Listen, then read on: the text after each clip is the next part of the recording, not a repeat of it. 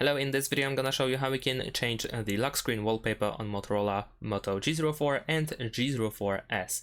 So in order to do that, first we need to be in the home screen, and then we need to press and hold with your finger anywhere where you have empty space. So let's press and hold until we see options. There we go, we have 3 additional options, so I'm gonna choose wallpapers.